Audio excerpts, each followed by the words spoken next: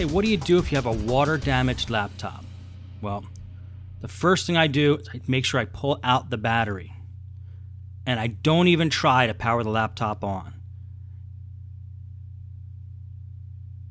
Pull the battery out, don't hit the power button, and get ready to take the whole thing apart because we're going to inspect the motherboard and see if there's any moisture or liquid still on the motherboard. So I'm starting to take some components out.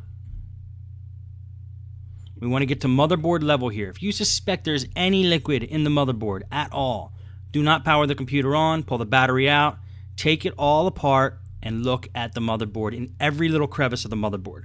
That's what we're going to do, and that's what I recommend on water-damaged laptops of any sort.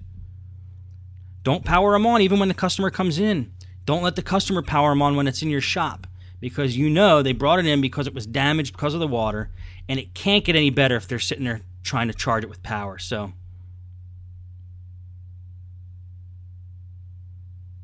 we're going to take the screws out of this. On a Toshiba laptop, you can take screws out and be somewhat reckless, knowing that there's holes where the screws go, and next to each hole where you're taking the screws out of, there's a little label indicator telling you what size screw goes in that hole. So it makes it easy for us to put them back together.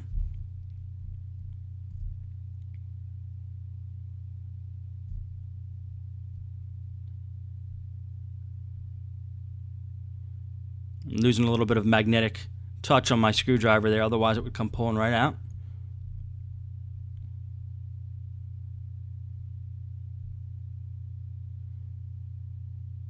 Okay, when you're sure you got all the screws out of the bottom, we're going to flip it over and look at the top.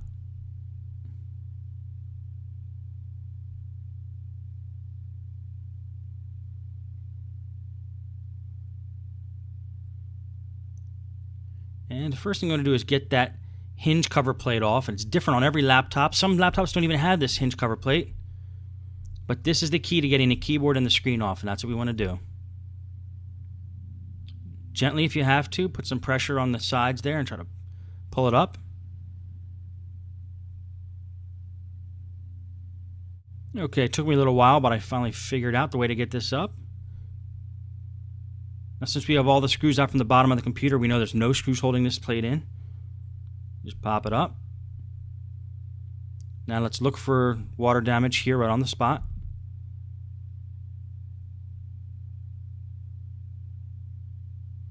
And usually, guys, on a water-damaged keyboard, there's little hope for them. If keys aren't working after you spill water in them, I would look at just getting a new keyboard. Let's detach the ribbon cable from the keyboard here. And let's take a look. What do we see? Okay, there's this one circuit board here, which has the power button and LEDs and other quick launch buttons on it. Let's get that off.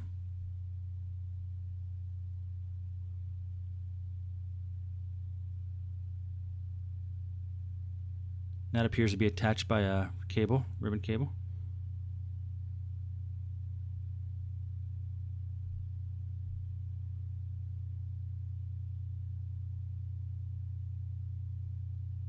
And we're going to pull that out. We're going to inspect that.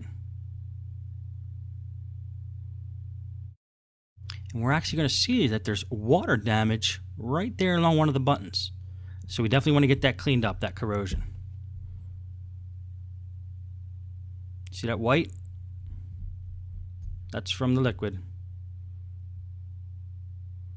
What I do to get rid of that is trusty toothbrush and some hand sanitizer.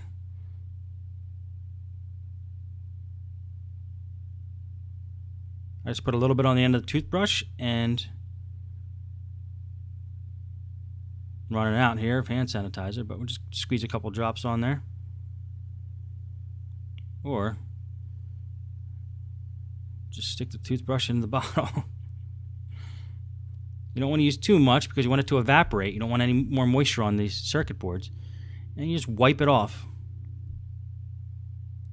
Clean it off real good.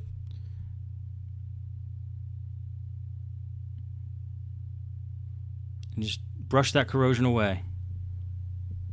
Now we're also going to see the edge of the keyboard has a little bit of water damage as well. So at least we know where the water was going. And we can see that it hit the bottom left-hand corner of the keyboard. So this might be a good indicator to help us find out if there's any damage under that section. If there's motherboard under there or what, we could check it out and make sure there's no damage there. So I'm going to inspect that section there.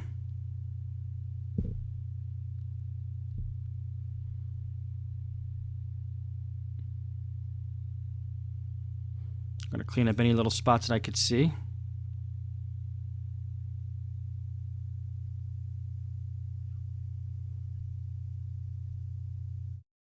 So what I want to do is pull up that corner there and get a flashlight, shoot it in there, see if you see any spots of corrosion. We might not have to take the whole computer apart to get this one done. I'm going to spray some compressed air in there, blow out anything we can.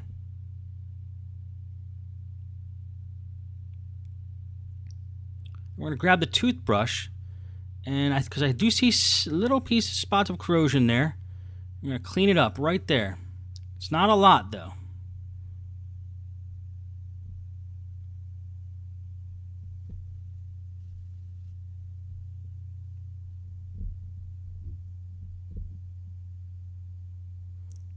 And make sure you scrub all in that area and all around that area. You want to make sure you get any spots that are corroded cleaned up.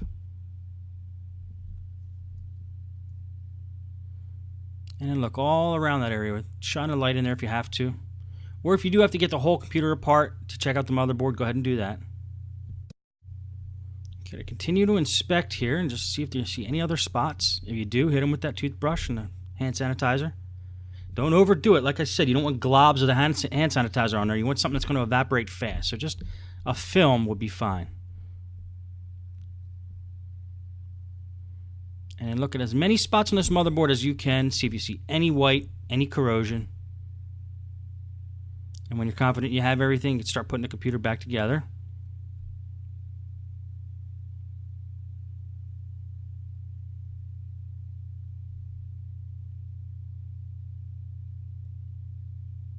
Make sure that the case is snapped together. And just look for any spots right under the keyboard, especially where you think water might have gotten in. You can look around the wireless card and wireless antenna. And just be as thorough as you can. It's pretty much the main rule. Now also with this computer, the customer said that the CD drive is also reported as being a little flaky. It's not responding sometimes it is. I have the drive pulled out there. I'm going to use a paper clip to open it since it's out. I have no power going to it. So you just put a paper clip in that little hole on the side, and that's how you open them up. I'm going to just take a look on the inside there. See if I see anything. I always like to just hit it with some compressed air on a CD drive on both the connector. Make sure it's clean, and the laser, make sure it's clean. Open it up, make sure that it's sliding along the rails properly. Then I like to look inside the computer at where the drive actually connects to the motherboard. See, there might be even some corrosion there. Well, those are just some tips on how to treat a water-damaged laptop. Never turn it on. Take it apart immediately. It's probably preferable to take the whole thing apart to get every piece of the motherboard and make sure that there's no corrosion left. Anything you can clean up, clean up. Make sure there's no short circuits happening, and just do your best to be as thorough as you can. This way you feel like you did everything you could do for the customer.